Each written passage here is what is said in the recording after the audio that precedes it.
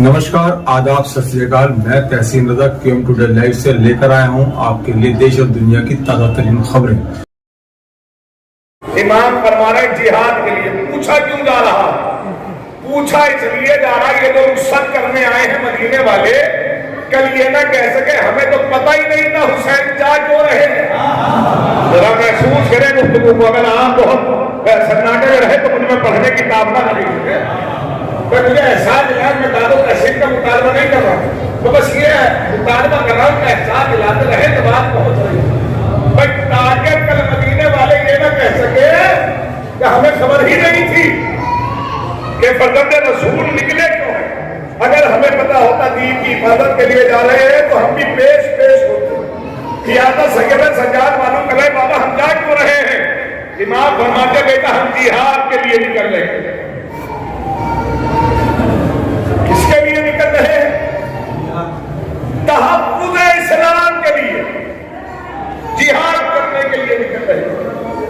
अब ये बहुत नाजुक सा मरहला है। आग़ाए पाक कल्याण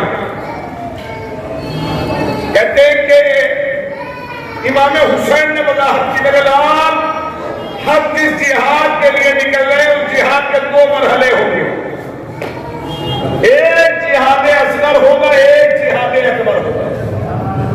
मैं इसे मसाइल की कैफियत में नहीं पढ़ना चाहता, अपने दिलों पे काबू रखना ताकि मुझ पे पढ़ने की ताकत बाकी हो। मेरा दिल मजबूत है। मेरे लाल एक जिहाद अकबर होगा, एक जिहाद असगर होगा। पूछा बाबा जिहाद असगर क्या हम में से कुछ लोगों को ज़मीन करबला पर 3 दिन का भूखा प्यासा कत्ल कर दिया जाएगा, ये होगा जिहाद असगर।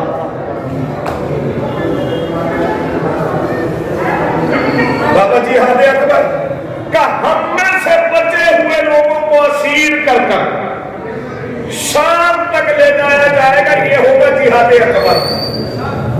दो मरहले तय किए गए इमाम की नजर में, एक जिहाद असगर और एक जिहाद अकबर।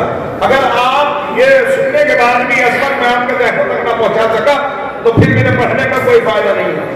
आप जिस इमाम का जिक्र मनाने के लिए बैठे हो उस इमाम की शुजाअत का अंदाजा लगाइए। जिसके जिक्र में, जिसके परिचय अदा में आप बैठे हो उसके मुहकम इरादों का अंदाजा लगाइए। हुसैन जमीने करबला को कह रहे हैं जिहाद असगर।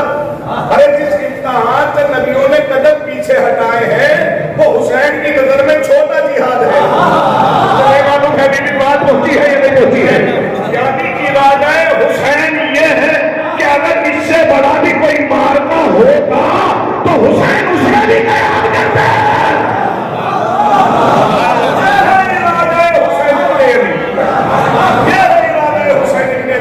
इससे बड़ा भी कोई मारना होगा तो हुसैन उसमें भी कयाम करते। कहते हैं कि मेरे लाल इस जिहाद के दो मरहले। और फिर एक सवाल बेटे ने बाप से किया था, अब एक सवाल बाप ने जो बेटे से कर रहा, मेरे लाल आप इसमें से कौन सा मरहला तय करना चाहते हैं? ये बाप की मोहब्बत है बेटे के लिए, बड़ा महसूस करना। मैं एक जुमला पढ़ना चाहूँ, यानी मेरे लाल आप कौन सा जिहाद करना चाहते हैं, जिहाद असगर या जिहाद असगर यानी जमीन करबला पर शहीद हो जाना, जिहाद अकबर। अब अगर आप मैं ये जुमला पहुंचा सका, खुदा मेरे मद्दों को तौफीक दे कि मैं ये मकसद आपके जहनों तक पहुंचा सकता। बीमार करबला फरमाते पापा मैं जिहाद अकबर करना चाहता हूँ, यानी मैं दरबार तक जाना चाहता हूँ। साहिबान पहन बैठे जुमले की नजाकत को महसूस करेंगे। इसका मतलब ये है इन्हें ले जाया नहीं गया, ये चाहते थे कि हम जाएं। अभी भी अगर जुमला नहीं पहुंचा है तो मैं इसकी वजाहत करूं तो यूं कहूं कि सफर की सख्तियां तुम्हारी होंगी, मंजिल हमारी होगी, जुल्म तुम्हारा होगा, मकसद हमारा होगा, अज़ियतें तुम्हारी होगी, हुकूमतें तुम्हारी होगी, फतह हमारी होगी।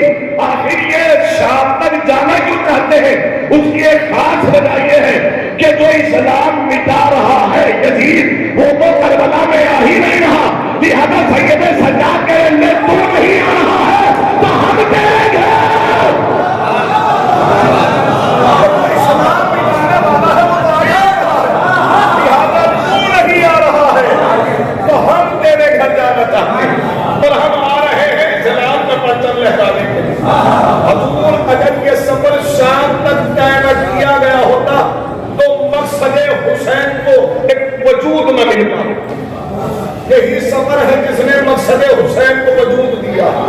ذرا محسوس کرنا دو کیفیت میں پڑھنا چاہتا ہوں.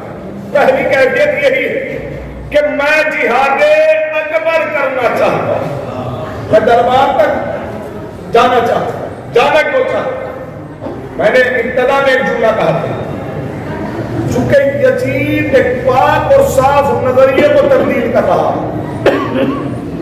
اور خود میدان میں آ نہیں رہا, لہذا حسین جا رہے ہیں اپنا قافلہ لے کر, اور حسین کا بیٹا جا رہا ہے یزید کے گھر پر.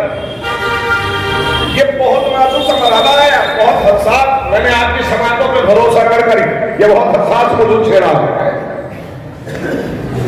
میرا آپ سے ایک سوال ہے, انسان کا انسان پہ سب سے بڑا ظلم کیا ہے؟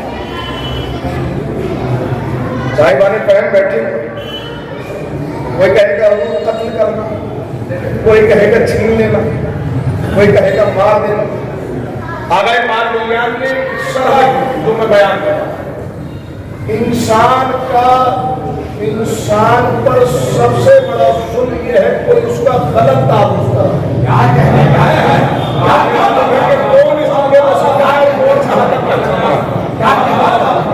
کوئی اس کی آئیڈینٹی چینج کر دے, کوئی اس کی پہچان بدل دے, کوئی اس کا تعارف غلط کرائے. تعارف غلط کرانے کا مطلب سمجھ رہے, زندگی بھر کے کریکٹر کو ختم کر دینا. ابھی بھی آپ نہیں پہنچے ہیں, بہت نازک آپ کے ذہن سے قریب ہو کر گزرنا چاہتا ہوں. پر انسان کا غلط تعارف کرانا, آپ ایک نمازی کو بے نمازی تعارف کرانے جو جانتا نہ ہو, زندگی بھر جب بھی وہ اس نمازی سے ملے گا یہی سوچ کے ملے گا یہ بے نمازی ہے. ایک دیندار کا کسی سے تعارف کرانے یہ بے دین ہے, وہ جانتا نہ ہو تو جب بھی ملے گا یہ سوچ کے ملے گا یہ بے دین ہے.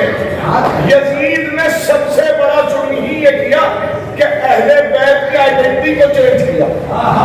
اب تاریخ آپ کے ذہن میں ایسے مسائل کی کیفیت میں نہیں بڑھنا چاہتا. آپ سمجھیے کہ ظلم کی بنیاد کیا رکھی گئی.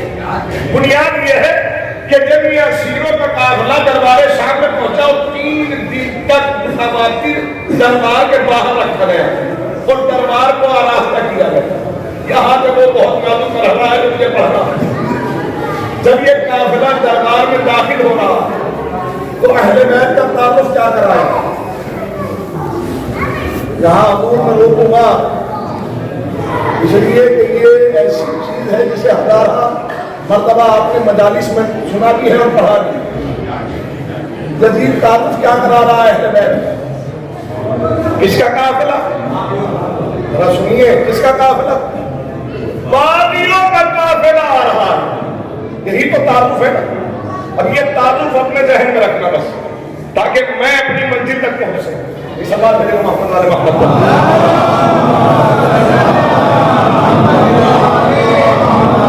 ایک تعارف کیا ہے؟ تعارف ہے باغیوں کا قافلہ. کس کے باغی؟ کس کے باغی؟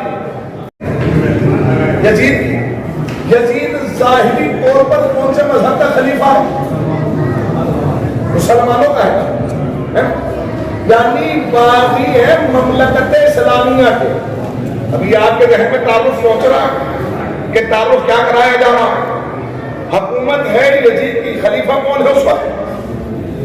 بائیت لوگوں نے کس کے ہاتھ پہ کی ہوئی ہے؟ خلیفہ ہے یزید. کس کا؟ مسلمانوں کا تعلق کس مذہب سے؟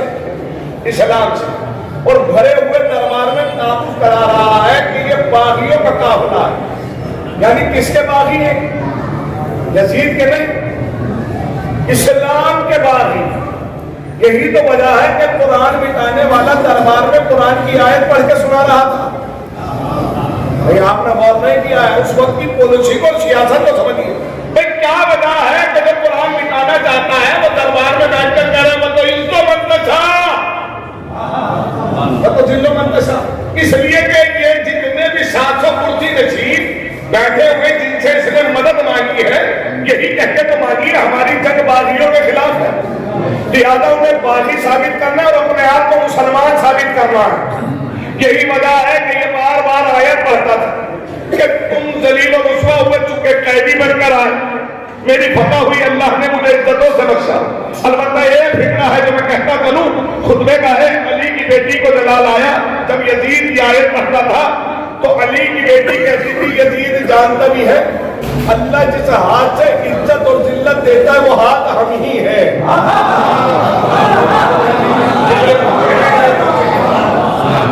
خیر والا ہاتھ یہ کل خیر محسوس کرے تو تعارف ہو رہا ہے باغیوں کا قافلہ، تعارف ہو رہا ہے باغیوں کا قافلہ۔ اب یہ جو 700 کرسی نشین ہے، یہ جتنے بھی، یہ سب مہمان کس کے ہیں؟ بلایا کس نے ہے؟ یزید نے۔ ان میں سے کوئی ایک ایسا تو نہیں جسے سید سجاد نے بلایا ہو، خط بھیج کے بلایا ہو، قاصد بھیج کے بلایا ہو؟ کس کے بلائے ہوئے؟ جمع کس نے کی ہے؟ یہی مقصد ہے سید سجاد کے آنے۔ اب میں روایت کا سہارا لیتے ہوئے خطابت کا ایک فطرہ کہتا ہوں، حضور مقصد ہی ہے کہ کیا مطلب کہ ہر دفعہ ایسا تو نہیں ہوگا کہ مجمع بھی ہم جمع کریں اور اعلان بھی ہم کریں؟ مجھے نہیں معلوم ہے کہ جملہ پہنچا ہے نہیں پہنچا۔ ارے کل میرے نانا نے ندیر میں مجمع جمع کیا تھا تو اعلان بھی ہم نے کیا تھا، اب کے ترتیب بدل رہے ہیں، مجمع یزید جمع کرے گا، اعلان سجاد۔